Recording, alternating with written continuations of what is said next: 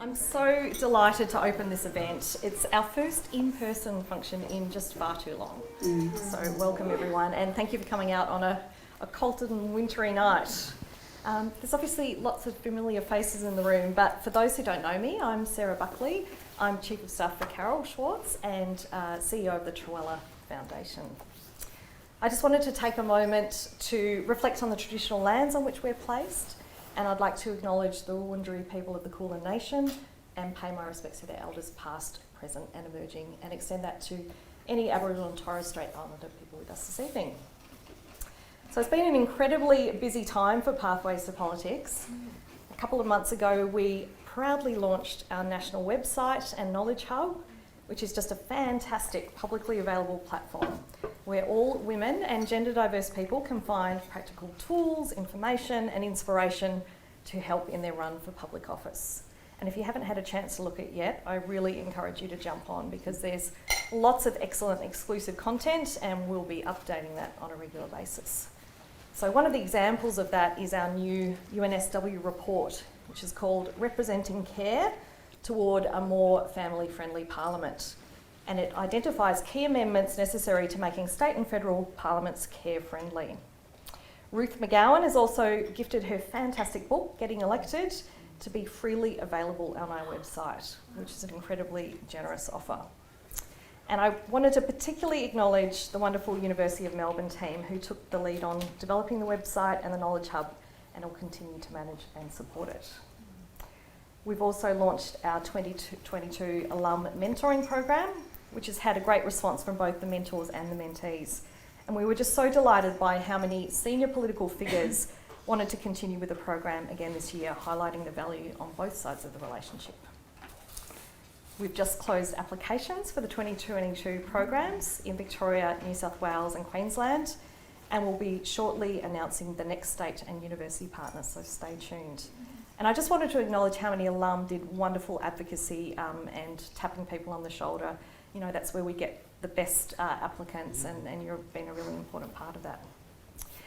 And then finally, I wanted to acknowledge and celebrate the 13 alum who are running in the upcoming federal election. 13.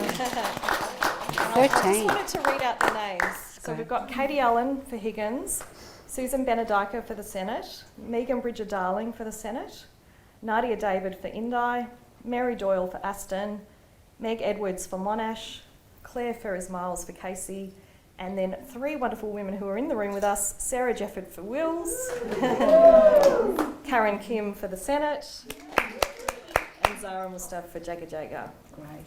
Well done. So it's incredible. You know, we wish you all the best for these last few crucial weeks, and we're just so proud to have such strong representation from Pathways. And I would note it's exciting to see the momentum already building around the Victorian state election. So we know of at least, I think we're up to about 9 alum, ma'am, we know about that are running and expect to see a few more emerge in the coming months.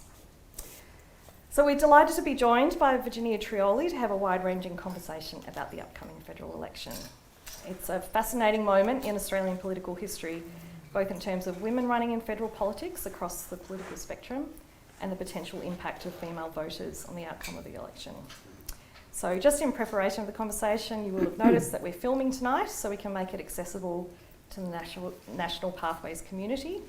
And of course, after the initial in-conversation, we'll open it up to questions. So over to you, Carol. Yeah, if I'm feeling generous to open it up for questions, because I do get a bit, you know, sort of hoggy about the Fair questions. enough. Yeah. I feel the same. Yeah. Well, thanks, Sarah. And I did want to actually introduce Virginia sort of more formally because I think that because she has such a public role, we forget about her amazing achievements and accomplishments through her life. So I'd like to go through all of those. So Virginia is actually a 2-time Walkley Award winner and has an incredible reputation as a radio host, television presenter, news reporter, features writer and columnist. She currently hosts the morning program on ABC Radio Melbourne, so thank you so much for coming to see us tonight, and has a weekly column. She was previously the long-standing co-host of breakfast television program ABC News Breakfast, an honours graduate in fine arts from the University of Melbourne. That's and the traditional preparation for being a political reporter. Yeah. A degree in fine arts. You never really understand a leadership coup until you can figure out a Renaissance deposition, I think. Or a director of the program. Exactly. No, you need to understand your crucifixions before you can really get that. Crucifixions, definitely. Absolutely. Virginia then went on to postgraduate studies at NYU, New York University.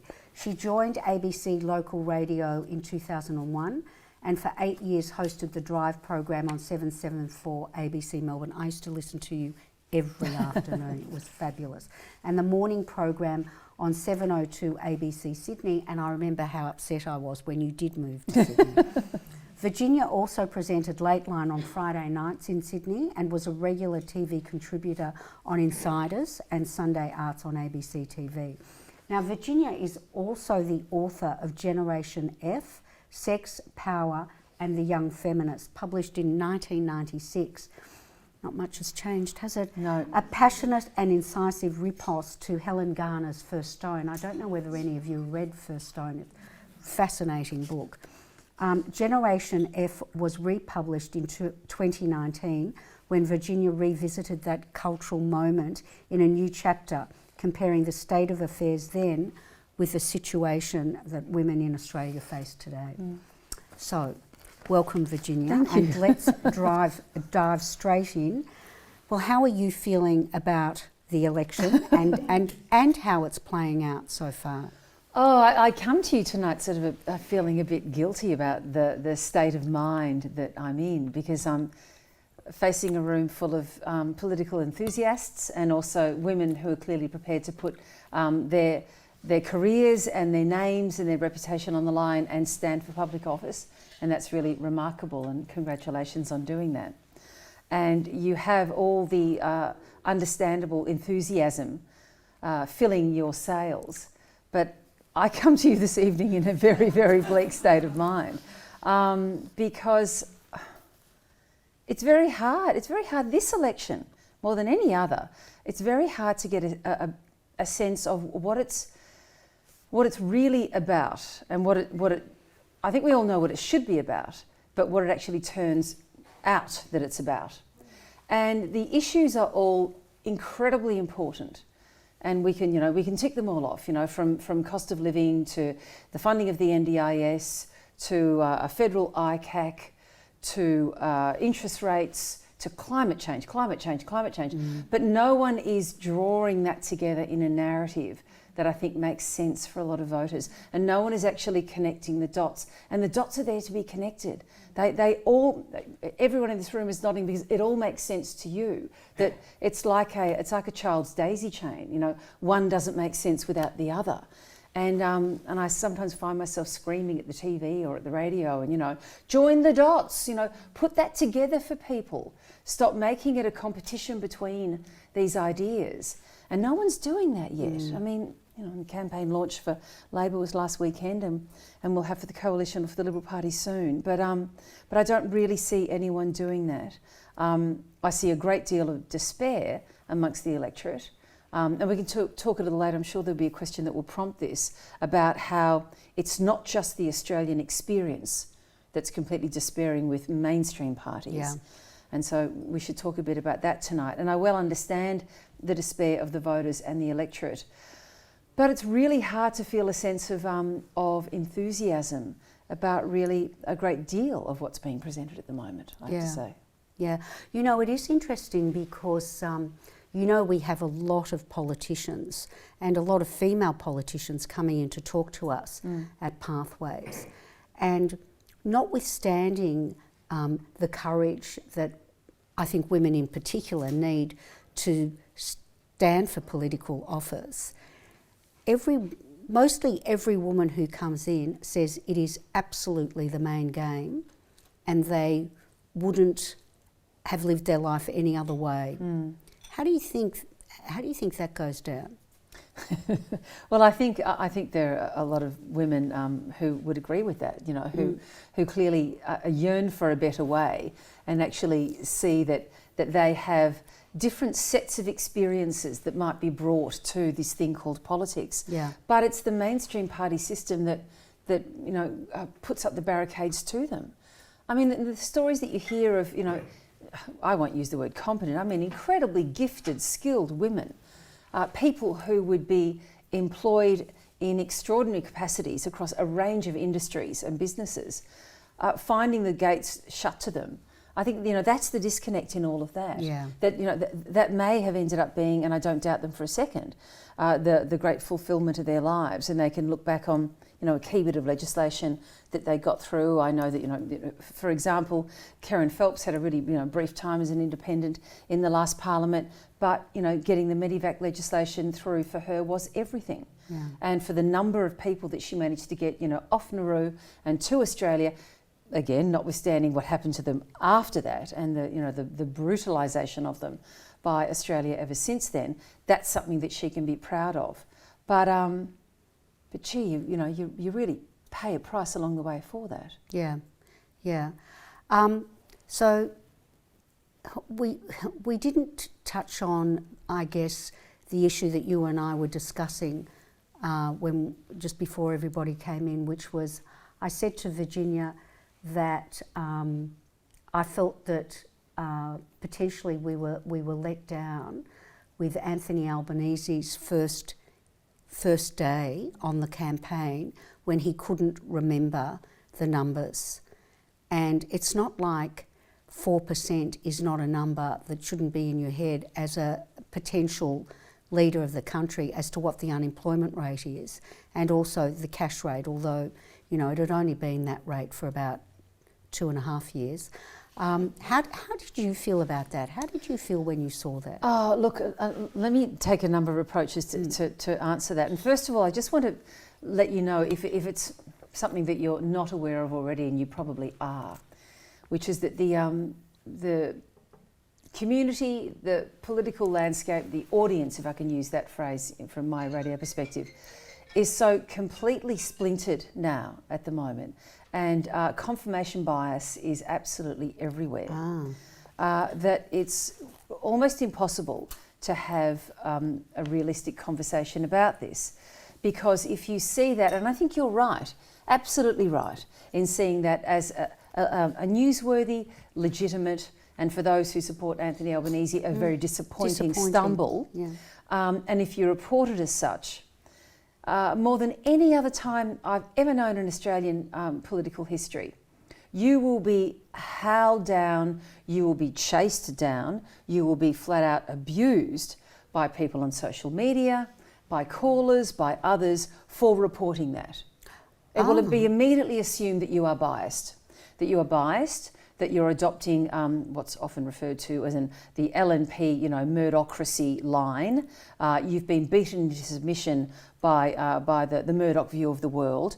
You're being ordered by your higher-ups to report it in this way, and that you're being incredibly unfair to Anthony Albanese. Now you're right, by any reasonable metric, that was a very big stumble. Yeah. And if you think it's unreasonable that someone not have a bad day on the campaign trail, or not let a figure fall out of their head, and for anyone in this room that is not unreasonable. But I'm sorry, for someone who is seeking high office, for a politician, for the 6 weeks of the campaign, that's exactly what's expected of you. And it will be reported as a stumble if you don't. It was very surprising to me. I spoke to, my husband Russell is, up to his neck in the whole issue and the political reporting as well. He runs ABC RMIT Fact Check, and they, really? they fact check these guys on a 24-hour basis. And we both said to each other, he's been sitting in Parliament for month after month after month, hearing these figures mentioned. His own people asking questions about these figures. Josh Frydenberg standing up and saying, and by the time we, what's he saying? By the time I think along the lines of by the time we get to the election, there'll be a 3 in front of unemployment. Yeah. We'll put a 3 in front of it. So the figures have been spoken a lot. What was he doing? Was he not listening and not paying attention? I will give you. We all have bad moments, but at the same time, I'll also give you. The media will report on those bad moments, and I don't think there's anything wrong with that. But it's a really, really hard time to do what you think might be a reasonable, straight up and down bit of reporting about a moment like that, and not get your head taken off. Yeah. And there's a bit more that we can say about that, because it's getting very, very hard to actually have that reasonable conversation across the divide that once upon a time you might have been able to have. Yeah, well, that's really fascinating. So are you saying that as a journalist you get trolled and criticised for reporting something like that? Minute by minute. Is that right? I'll grab my phone for you and I can show you today. So, well, here's an interesting contrast. So I had Josh Frydenberg on the program today, and as it often is with Josh Frydenberg, because he's an excellent communicator, and he stands his ground and he knows his spin, and I'm there to hold the Treasurer to account. Yeah. And there's a fair bit to hold him to account for at the moment, not least of which is the very interesting, I'll use that word, and very personal line of attack he's taken on his opponent in Kooyong, Monique Ryan, in deciding to publicly mention the fact that her mother-in-law met him in the street and said, "I'm going to vote for you." And so we had a pretty testy exchange about that. Now, Twitter largely skews left, so it's a very vocal, largely, not exclusively, but largely left-wing community of tweeters, and the Ozpol hashtag gets a whole lot of people involved and very riled up. And they were, because I was pretty firm with the Treasurer, and really demanded an answer of a particular question, which is why he chose to do that. You may learn this information, but why do you make that choice to actually wedge a candidate against her own mother-in-law? That's a pretty big move to make. And I said, it's a pretty brave candidate who does it. I've never seen it done before. Why'd you do it? Why'd you choose to do it? And he ducked and weaved. Anyway, so it was one of those interviews. And I'm getting all these plaudits on Twitter for giving him a hard time. Now, have a look at Twitter tomorrow. I've got Anthony Albanese on the program, and there are a few issues to go pretty hard against him on. Now, just see what Twitter does to me tomorrow. Oh, fascinating. Oh, I know, I won't be a hero tomorrow. Because how dare I be rude, aggressive, unkind. Oh, you're such a liberal shill. Oh, the Ita and Murdoch have just taken over. If I hear one more, Ita and Murdoch have taken over the ABC one more time. Do they know that Rupert Murdoch wants us dead? Do they know that? That Rupert Murdoch has actually, plotted our demise over and over. How can I be part of the goddamn Murdochracy? Yeah. No one told me. Yeah. They just sort of scream from the rooftop. So they will give me a very hard time. Now, this is circling back to your original point. It's, really hard for a lot of journalists to hold that line under that kind of pressure. And to be fair to those on social media who are, and the wider public, who are fed up with reporters and who have lost faith and trust in us, they're justified in feeling that loss of faith. I mean, it's very hard to believe in a media that has been, opaque about its sources, that has not been, straightforward about, particular stories, that's been on the drip from certain, people, and has bought the line and has run the line. The News Corp papers have, they're not running journalism, straight up and down journalism during this campaign. They are campaigning. Yes. There is absolutely they campaigned in 2019. I used to, open up, unfold the Australian, in the gloom, in the dark on those days on News Breakfast at 4 a.m. and look at the front page and just gasp at how, people I know and respect who worked at the Australian could just live with themselves with those front pages. And so you're getting it right now. And that reduces faith and that reduces belief, and so it goes on and so it goes on. And then you might see, sometimes young and inexperienced journalists who are there at the stand-ups, the stand-up press conference that the leaders will give each day. And, they're firing off what I will often think are irrelevant questions, or questions where they've bought the line of the day, they've been fed the line and they've bought the line and they're just regurgitating the line. That reduces confidence and faith a little bit more, and so it goes on. So I totally understand why there is that cynicism and that exhaustion with us in the media. The hard thing is that then it's incumbent on the reading, listening, watching public to pick and choose. To actually, and who has the time for that? Yeah. To go through and go, okay, well that's clearly rubbish. Well, they're way too biased left. They're way too biased right. They seem a little more independent. I'll follow them, and then. That's a lot of work to ask an ordinary voter to do. Yeah. So do you think you've become more courageous as you've gotten older? Sort of have the feeling that, I've got to a point in my career where I can be as outrageous as I... Where I seriously give no fucks, you mean? Yes. Yeah. That's great. That's liberating. It is very liberating. I decided when I took on this job and stepped into the shoes of John Fain, who had presented this show for more than 20 years, and immediately was met by a very vocal audience who loved this, hated that, pushing me here, pulling me there, praising me there, clipping me there. I thought, and it was all getting up in my head. And I thought, the only way I can do this job is to play every single day like it's my last. Every single day like it's my last day on air, and the devil take the hindmost. If that doesn't work, if that doesn't work, then they really should get somebody else to do the job. And if it does work, that's fine. Yeah. But that's the only way to do it. And look, and that's a luxury of being, in my 50s, in my late 50s, having a career that's, worked out pretty well, and having earned a salary for, all of my working life and banked and saved accordingly. So, that gives me a bit of a luxury, I guess. But I think it's also the only way that I can do what I do and for me to be able to sleep well in my bed at night. Yeah, well done. Well, you do a great job.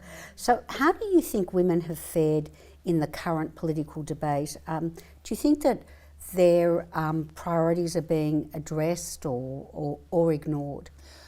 Look, I don't think, and we're really late into the campaign now, and it's been really surprising to me, and I raised this with Josh Frydenberg this morning, just about how little discussion there's been so far. Now, I know that Chief Executive Women, I think, are putting out next week. They'll sort of put out their big, sort of state of the states of where the parties and the key smaller parties and independents are in terms of, women's needs in this election. And that might sort of kick it up a notch, and maybe we'll see a bit more with the other campaign launch as well from the coalition. But I've been really surprised at the lack of focus on that, in particular, because one of the biggest problems is sort of staring a square in the face, and one of the biggest solutions to that problem is sitting right next to it, and that is the skills shortage and the workforce shortage. And the clear evidence that's been gathered already that shows that there are women who are ready, willing and able and wanting to get into the workforce, to increase their hours, to shift jobs, to expand what they're doing. But they just need childcare in able to do that. Yeah. And also we solved the problem during the pandemic. We solved it with free childcare. And what happened? Whoopsie, all these women were able to get into the workforce and keep their jobs. I don't know how many times we have to bang our head against this, and also how many sets of bean counters' hands this issue has to go through before someone actually realises that the cost benefit ratio is just off the scale. Well, you're absolutely right. In fact, it was interesting because I was in Sydney a couple of weeks ago with a colleague who suggested that there should be a debate between the political leaders, as there was apparently in the 1970s, which Eve Marlab actually moderated. Yeah, of course she did, yeah. Called Why Should Women Vote for You? Yeah, absolutely. But absolutely. we've had such pushback on that because I've tried through various avenues, including the ABC, where I was told that it was going to be boring television, because I thought maybe the drum could do. Sorry. Maybe the drum could do an episode, or at least half an episode, because they said they don't devote a whole episode to just one topic, but maybe a half episode to Why Should Women Vote for You? I can't see why the drum couldn't devote an entire episode to it. Or maybe that you as an insider could sort of... We're running out of time. But I tell you what, I think with the release of what Chief Executive Women are putting out next week, that might sort of be the impetus for that discussion. And hey, maybe we can try and have that debate on my show. But I won't get the leaders, I'll tell you that. The two leaders won't front up for an extracurricular debate, if I can put it that way. Right. Well, I wonder whether... Yeah, exactly. Yeah. That's exactly right. And that's exactly right. You know, I actually read somewhere that gender equality, the polls are showing that gender equality and gender issues are way down the list of priorities of what the voters want to talk about. And look, I can't believe. I wrote about this last weekend in my Saturday column, where it's dangerous for a government, any government, to have a number of chinks in their armour and a number of very, very different separate arrows that can come for you. It's to that point I was making before about all these different issues and no one's actually drawing them together, you know, with one thread and, as a narrative. You know, whether it be all those subjects I mentioned. But for women in particular, I think that's a real weakness. Well, for really both of the major parties, and I'm sure people are casting around looking at the independents over this, thinking, well, they'll have some real influence if they end up with the balance of power. Because when you talk to women, and it only follows logically that it would be this way when I do on radio, their desires and their needs, you know, framed by the election are all very different one to the other. Yes. You know, it may be straightforward childcare for another. It may be superannuation and flexibility of superannuation for someone else. You know, it might be safety in the workplace for this person, or it might be, workplace mobility for someone else, you know, or it might be aged care, you know, so that they're liberated from the permanent carer role that they have for older parents, and on and on. They're all, again, they can all be drawn together by a thread, but they're all separate issues, and you just don't hear the leaders talking about, you know, really any of them, but certainly not from that perspective. So maybe you could get Maurice Payne as the Minister for Women and Tanya Plibersek as the opposition spokesperson for women. Well, I think that's a brilliant idea, but it immediately puts you in mind, doesn't it, the fact that, they've both been a little quiet, haven't they? Yeah, exactly. And why is that? There's enormous control being exerted by the two campaign teams over who gets to speak and who doesn't. And I'll be asking Anthony Albanese about that tomorrow. Don't play this anywhere before tomorrow morning. We tried to get. They've got a great performer in the opposition ranks, Andrew Lee. Yes, who has a PhD in economics. Yeah, and he's a really smart guy. Yeah, he is very smart and a great communicator. Articulate. Oh, so articulate. One of their best performers. And we wanted to get him on last week for something or other, and he said, "Oh yeah, fine. I'd love to do it." Then half an hour, "Oh no, I've been told I can't." You know, and they've just got a lid. They've got a lid on a lot of people. Tanya Plibersek is out and about, you know, in some forums, but I'll try. And I'll let you know how I go. Okay. But I bet they won't be available. Which is a real shame, because I think that the focus on the single person, the potential Prime Minister, is actually not right, because we're actually electing a team. Yes. And yet we don't get exposed to the team enough. No, that's right. Well, but I think the horse has bolted on that. I mean, you know, for good or for ill, and I think it's for ill. We've, you know, become much more of a presidential, having much more presidential style of campaigns, and it is all about the leader. And then at the last minute you realise, oh, hang on, no, when I get my little green slip, there's actually 5 or 6 names I've barely heard of, you know. That's exactly right. Yeah. I mean, I think that is a real mistake, particularly when the leaders aren't particularly presidential. I'll take that as a comment. Yes. So what campaign tactics are you expecting to see as we get to the pointy end of the election? Well, I'll tell you what I'm wondering about at the moment. I think it'll get even, you know, a bit rougher and dirtier. And there's a bit of a smear campaign sort of going on at the moment for one of them, which I won't even reference because, you know. Oh, really? No reference? Because I haven't. Has anyone heard of a smear campaign? No, there's a few smear campaigns, but no, honestly, I mean, I can't verify them, so I don't even want to reference it. But I think it'll get dirtier.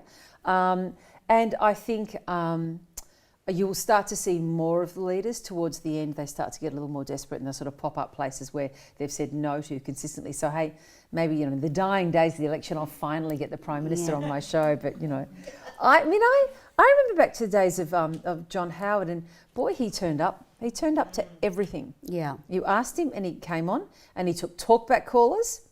And he always took talk back, and he did, my friends, Tony Jones and Sarah Ferguson and Russell and I have just sort of not a bet, but an understanding between us that we believe John Howard is the most interviewed political leader of all time, anywhere in the world. Because during all his years of being Prime Minister, he was being interviewed minimum 3, 4, 5 times a week. FM programs, ABC, commercial radio, television, 7:30, current affair, whatever it was, Ray Hadley. He was always there, often taking calls, answering every question. And when you add that up over a lifetime of being a Prime Minister, that's a lot. And I can't think of anyone else anywhere. Not even Zelensky right now, who's, my God, what a bloke, who's, prosecuting his cause whenever he can. Yes. So that's the difference, is that people used to always show up. So I reckon they might show up a little more at the end. And what else? And you might get some last minute sort of panicky promises as well. Right. And what about the independents? Have you interviewed any of those? Yeah, and I'll be doing hopefully a couple more when we do some outside broadcasts. We're going to Higgins next week. Right. Although, again, I've asked Michelle Anandaraja, who is, she's the Labor candidate there, but the independents, I think there's an independent there who's coming on. But what I found most impressive about them so far is actually represented by what's in this room. Let's talk about the Teal independents just for a moment. Yes. They are all incredibly intelligent women. They know their politics very well. They know their political landscape very well. They're not in any way under any illusions about what they're entering and what they're going to be up for in this campaign. And yet they're doing it anyway. Yeah, that's right. And they've done it anyway. And they would, Zoe Daniel would have absolutely known what would be thrown at her by Tim Wilson. And same in every other seat, Monique Ryan as well. And they are pushing ahead nonetheless and running what seems to be a very powerful grassroots campaign. And what I'm finding really intriguing is that the things that the major parties, and in the case of the Teal seats, because of course they're challenging coalition or Liberal incumbents, everything that's being thrown at them as criticism by the Liberal incumbents, and I'm finding this really kind of devilishly amusing at the moment, is everything clearly that the electorate is finding attractive about them. Yes. And I don't think they've got that yet. So I think the party said, no, that's the thing that's working for them. Yeah. The thing that you say, and they're saying they're going to do this. That's right. And they're not saying yet who they're going to support. They're saying they're going to see. Yeah, that's right. That's why we like them.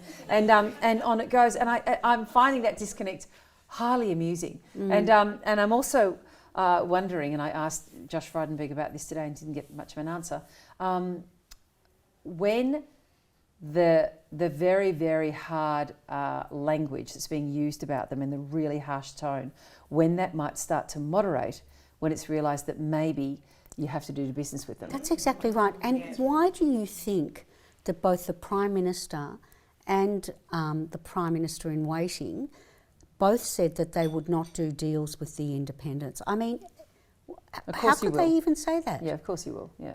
Exactly. Yeah. Did Russell pick that up in his fact checking? Well, I'm sure we can only fact check that once they actually do or don't do a deal. But of course, if it's a hung parliament, of course they will. I know. And there's an extraordinary lesson to be taken from the last hung parliament, where Tony Abbott went in, boots and all, with that swinging cowboy gait, and got precisely nowhere with those independents. And Julie Gillard, who then went on to show herself as a quite remarkable negotiator. Yes. Who negotiated an extraordinary amount of legislation through that hung parliament, then negotiated with independents, all of whom, except for one, were pretty much believed were going to sign up with the coalition. Yeah. Because it just logically followed that they would do that. Yeah. Now, these independents are going to take clearly a number of things into account. One is their 2 or 3 key stated planks from which they won't move. Climate change, ICAC and whatever the other one might be. But they're also indicating they're going to listen to their electorate. you know, and if it's a really, really high, you know, coalition vote, but they just get across the line, no doubt they will have to take that into account. You know, and if they don't, there's consequences for that too. Absolutely. So I think it's been absolutely fascinating. I do think that that some of the media reported expected success of those independents is a bit exaggerated. I do think a couple of those high profile seats, I think the incumbent is safe. Right. Is that what the polling that you're exposed to shows? No, you? this is I'm just going off raw political nerve here, which Okay. may prove to be absolutely wrong. But and a couple of pollsters that I've spoken to as well. But I reckon. Shall I be hung for a sheep as much as a lamb? I reckon Josh Frydenberg's safe. Safe, yeah. I do, and I think the whole fight of my life is, you know, just. Is what you do, you know. I mean, everyone wants to be the underdog, right? So you can sort of scare out the votes at the last minute. Fine, that's politics. That's how that's played. But I suspect he's safe. What about Dave Sharma in New South Wales? No, I think he's really at risk there. Yeah, and I've got some very interesting mail on that from, you know, people I know who have been in the electorate for all of their lilives, and who have, you know, blue blood Liberal connections, and telling me that, you know, little old ladies, you know, from Potts Point, who have voted Liberal all their lives, you know, walking around wearing their teal T-shirt. Yeah. You know. Yeah, it's fascinating, isn't it? And Zoe Daniel? I don't know. Can't answer that. Don't know that one. That could be tight. Yeah. Yeah. Okay, so I want to explore now your deep experience as a journalist. And in your regular weekly column for the ABC, you often explore gender issues. For example, recently this has included the media reaction to Grace Tame and her face when meeting the Prime Minister, or the mean girls phrase applied to some female Labor ministers. What sort of reaction do you get when you address these sorts of subjects? What do you think? It can all be sort of, you know, neatly divided into certain rows and columns, and it rolls in as unsurprisingly as a wave on the shore. There are those blokes who say that, you know, that I'm obsessed and I'm running an agenda, and I see gender issues, you know, like a Rorschach block. Remember that great episode of, anyone here watch Get Smart? Are you old enough to remember Get Smart? And there was a fantastic scene where he was shown a series of, you know, Rorschach blots, and Mr. Smart, what's that? And he said, a man and a woman kissing. And what's this one? A man and a woman hugging. And what's this one? A man and a woman hugging and kissing. Mr. Smart, you seem to have sex on the brain with seeing men and women hugging and kissing. Well, you're the ones with the dirty wink blots. And they pretty much accuse me of the same thing, that I just sort of, you know, see it everywhere. There are those... Maybe it's your actual experience. Yeah, maybe. Yeah. I know that it has a very, very large number of women who read it every week. Yeah. And it's, you know, over the years now it's developed a terrifically large readership, which I'm, you know, awfully proud of. And I know that they, you know, of a Saturday morning, many of those women and men, and younger and older, are expecting something to be a bit, you know, provocative and hopefully thought-provoking along those lines. Not always on gender issues. Yeah. But I also know that I get the reaction, which is the one that you crave as a writer, where someone will actually take the time. And it is an extraordinary thing to take the time. Everyone is so busy. You know, I mean, if you go through your phone, you'll find 10 texts that you haven't, you know, replied to yet. So to take time out of your day to, you know, send something to me via an email or social media is remarkable. But they will send me something going, I didn't think of that. Oh no, yes, that made me realise that, and a little aha moment. And that's worth everything. That's the reason you do it. So, you know, so I try not to bang on about it too much, but, you know, like Get Smart, I see it everywhere, you know. It's our life, isn't it? Yeah. And particularly in the media, because, you know, we produced a report with Jenna Price last year, on our Women for Media report, which is still showing that we do not have enough women's voices in the media, and particularly in business and in politics. So this is just on the raw numbers? Absolutely, on the raw numbers. Well, I got off air today, and our content director said, sort of rolled her eyes at me and said, "I'm just replying to an email here complaining about you, saying that you only ever have women on your program. It's just women heavy. You just talk to women all the time." That one. And I looked at her and I said, "Oh dear," because we have something called a diversity tracker, which we fill out every single day, and it's a great accountability tool. Just to get you look at it and go, "Oh shit, look, white man, do better," and to get off your ass and to work harder, and to find people who are more representative of our community, people of colour, women, gender diverse people of different socioeconomic backgrounds. That's a big one that we really don't count. In our newsrooms, they're all means at the same kind of schools, and Anyway, so she said, "I'm just replying to this letter," and I said, "Oh God," I said, "how bad is it?" And she said, "Oh yeah," she said, "your show is so top heavy in men," and I know that to be true. So, but he hears women. So the way he sees the ink blot is that he just sees that I talk only to women, exclusively about women issues. But I know, because I look at the rundown and go, fuck, because the minister is a bloke and the leader of the opposition is a bloke. And the other person is a bloke, and the shadow is a bloke, and the professor is, oh God, a bloke.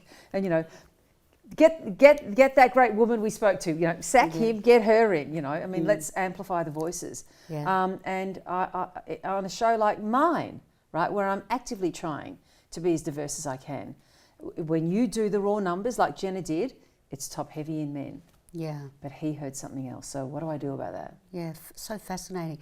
But it's still so pervasive. I was talking to a group of women actually at the ANZ Bank today, and there was a Macquarie Bank conference on in Sydney, and I actually got a text from a journalist colleague of mine, outraged, a male journalist, who said, "This is a 3-day conference. There are 9 panels and 6 of them do not have one woman on them." Now, this is an organisation that has 3 really active feminists on the board and a female CEO, Shamara, and they would have panels with no women on them. Hey, look, it doesn't surprise me. I remember I've filled in, I've been the host of Q&A, the fill-in host ever since it started, and now regularly part of the 3-person rotation. But one of the talent producers, Amanda Collins, used to just talk to me with her head in her, yes, you would have dealt with it, with her head in her hands, because her phone would ring all day long from men saying, "You should have me on Q&A." They'll ring, "You should have me on Q&A," and I'll tell you what. And hey, sometimes I might, you sound great, fantastic.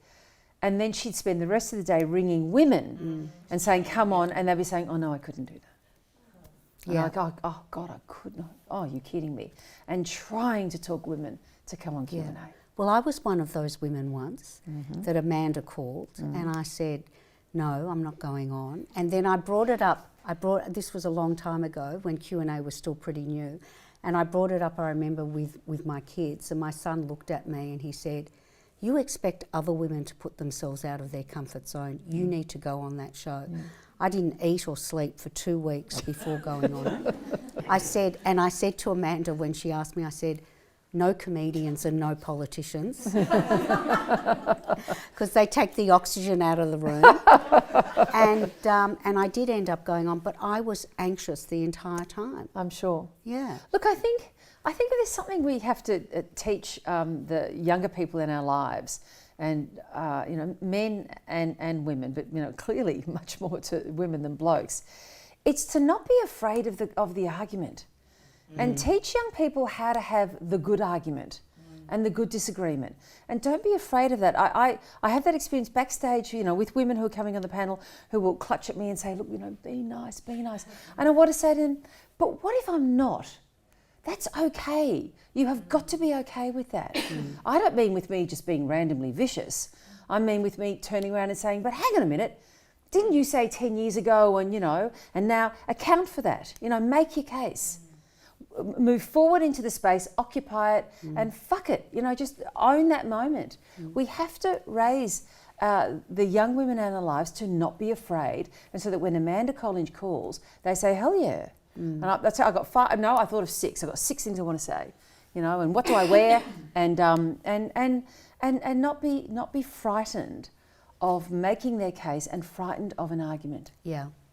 Well, that's a great segue into opening up for questions. We've probably got time for a couple of questions. Yes. Okay. Yes, you said you were going to grill me. Go.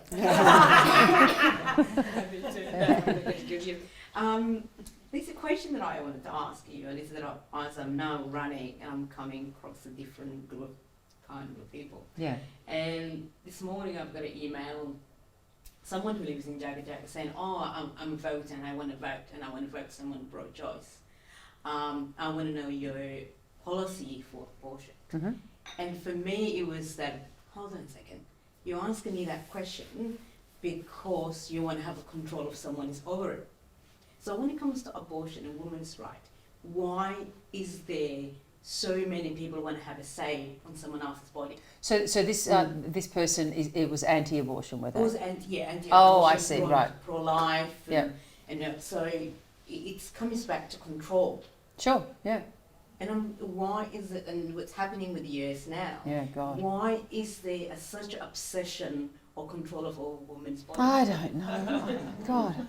I can't. I mean, it does come back to control. It comes back to the patriarchy. It comes back to the fact that there is this extraordinary possibility and power that women have, and I think there's a fundamental resentment of it by some men, and some deeply conservative people as well.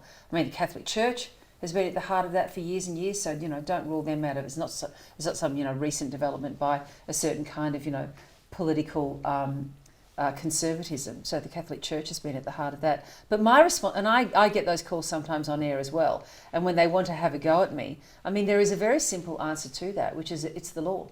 It's the law in this country. Bye-bye. Yeah, and I think it's the calling out, say, hey, what you're asking is you want to have a control of women's ovary. Do you actually have ovary? Yeah. And we should not, and I think part of being running and frustrating is that the system allows people who don't have ovary to make a decision. So the great thing to do is men to step aside, say this is not your body and we get to make decisions. There was a commentator who actually I saw on social media last night, after the leaked draft of the Supreme Court decision came out yesterday, and who was saying, if I paraphrase, okay, so you want to be able to tell me to wear a mask, but you don't want me to have any say over a pregnancy that I may not want, that I can't safely carry, and a child for whom I have to be financially responsible for the rest of my life. Okay, yeah, fine, cool, got it. And it was a very simple and basic comparison, where you can and can't have control. But look, that has just been,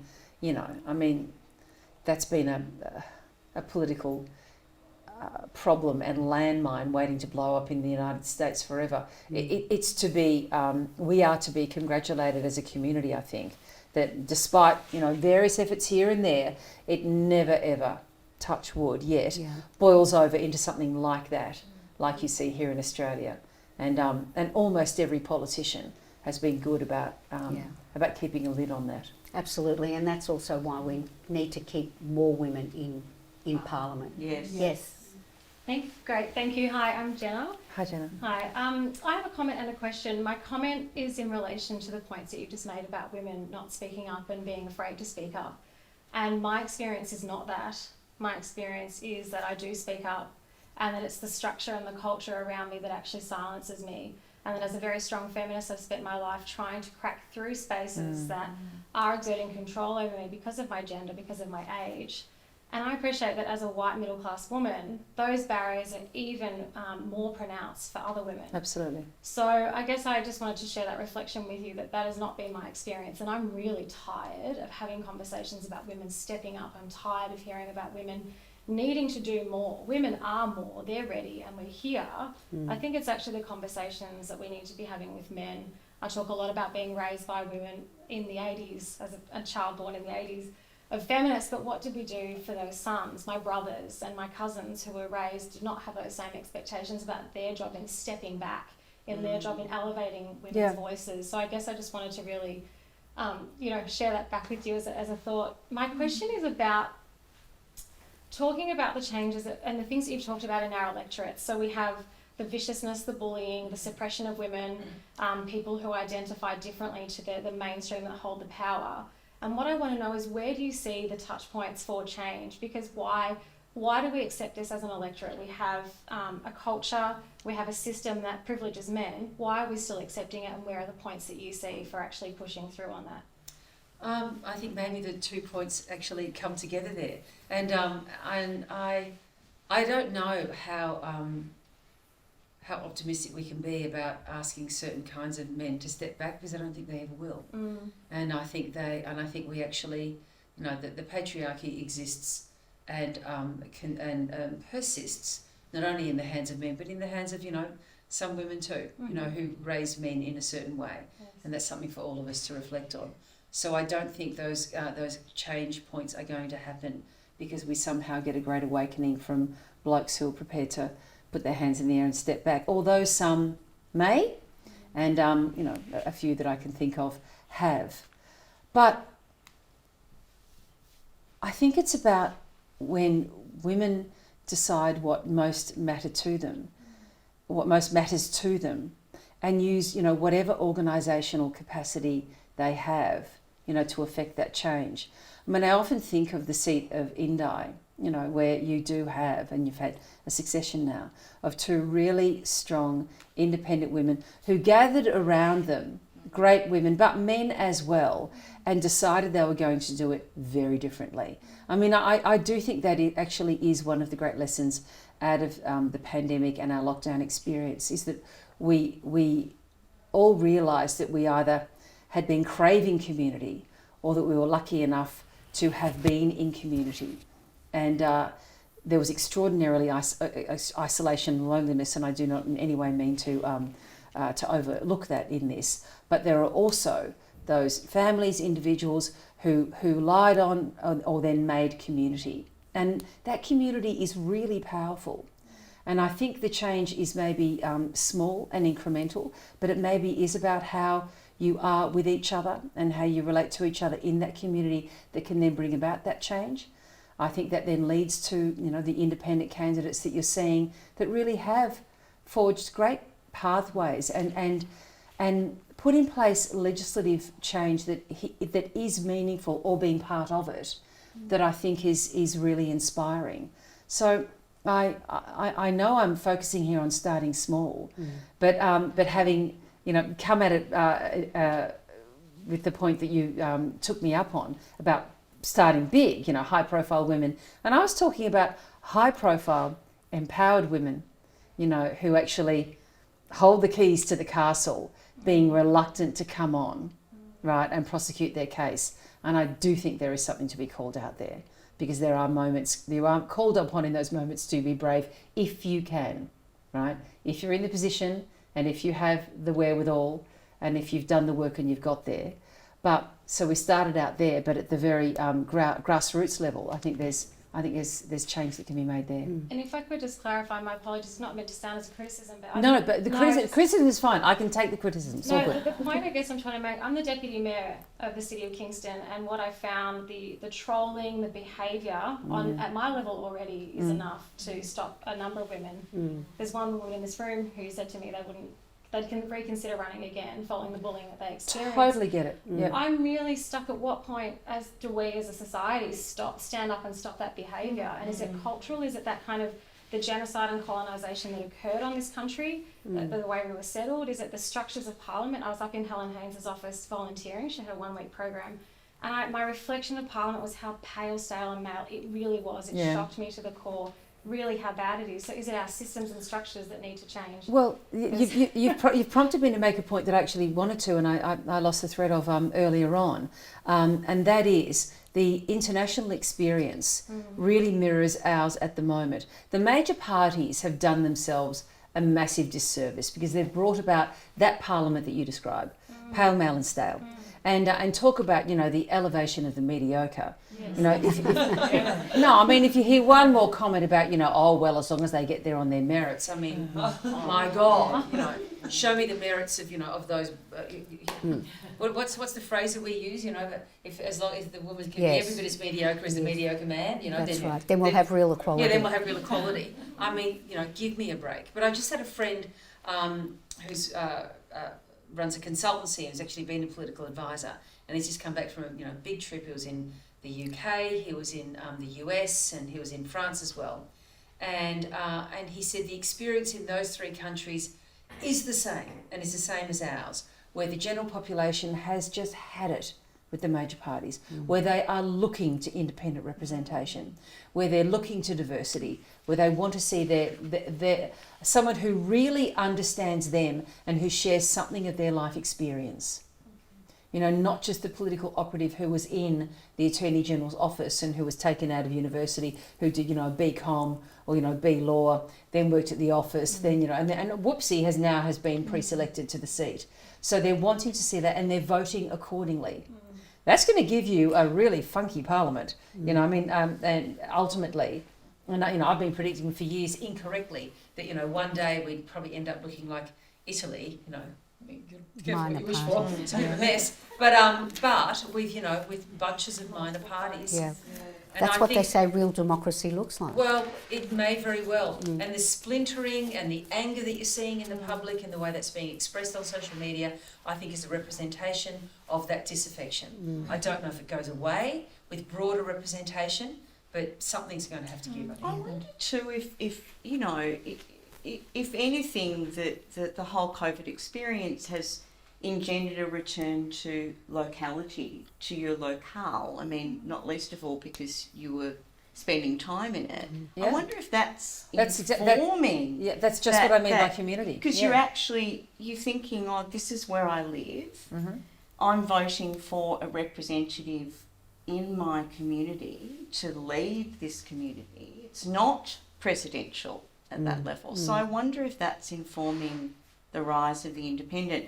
And just to, Jenna, did you want to say more on that? No, thank you. I'm done. What do you think is the future of independence? You mean forming together as some sort of independent party? No, or? not. I just mean in terms of, is it a flash in the pan? No. I think this only grows. Yeah. I really do. Me too. And- From the look of and I think the major parties, should stop being so surprised and shocked by the idea that these independents might actually share some views in common, and they're framing it solely from their party political view, which is see, they actually are a party. They're not the phrase fake independence. Especially when they're responding to the inadequacies that there are. But of course they share views. Of course they're coming into it because something wasn't done on that or something wasn't done on that. And guess what? They're the top three headline issues for a lot of people in the country. So that surprises me. I mean, it's fake indignation anyway. And I don't think it works because it's going to start to make more sense to people. Now, if they do start to form themselves into parties, well, then maybe we're just going to end up with a series of Russian dolls and, they all look the same when you get to the central one, there's Lenin. But I think their future is really interesting and really bright and very bold. And I agree with you completely. That's just what I mean by community. I think place and locality has meant something. I'm sure the smart members have been pounding the pavement all the way through lockdown. I mean, Josh Frydenberg has done that. He did that through lockdown, when he wasn't in Canberra and he was able to travel. I know he did that. And he made sure that people who were angry about lockdowns and businesses who were really suffering during lockdowns, that they saw him and that he recognised, you know, their pain and they saw in him a leader who reflected them. Now that will stand him in good stead at the Except box. he's being seen as a very disloyal Victorian. Oh, he's been seen. Well, that's right, but they may not be people who are in his electorate. Yeah. They may be as well. Yeah. I mean, that's how those numbers stack up is really interesting. Yeah. Because they're those, you know, who echo the Daniel Andrews line, a Liberal first, a Victorian second, and then there are those who say you're the only one who stood up to Daniel Andrews. Yeah. Now, how those numbers fall, we're about to find out. Yeah, now you have to be up at 4 o'clock in the morning. I do. That has been a fabulous conversation. Please join me in thanking Virginia.